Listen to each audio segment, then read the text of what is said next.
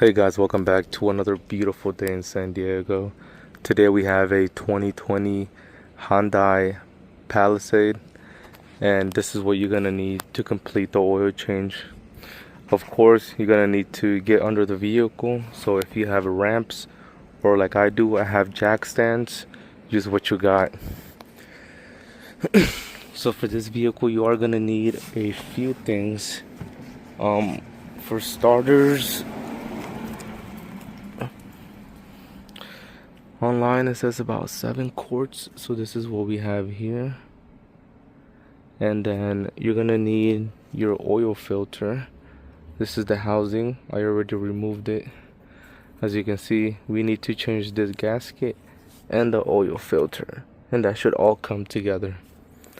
And then for the oil drain plug, we're going to need a 17 millimeter right here. This is the plug. We already took it out. And of course you're gonna need your wrench for all these adapters here, all these sockets.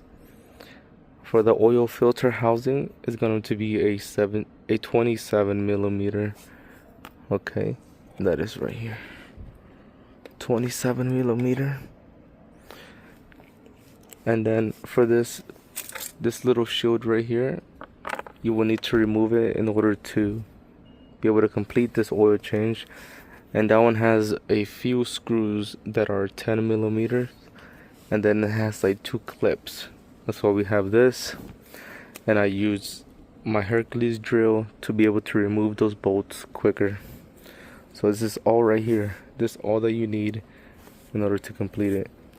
Now let's go underneath and show you the location of both. So on the passenger side, okay, this is where this little piece of plastic is gonna go in here that you're gonna need to remove. And then once you come in here, this is your oil pan. Right next to the oil pan, right here is the housing. This is where the housing is going to be.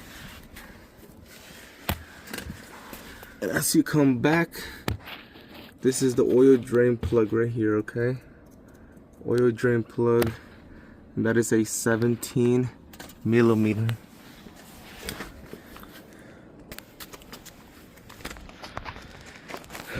So after you drain and fill up the oil, you're gonna need to reset the oil life. Alright guys, let's go inside and reset the oil life.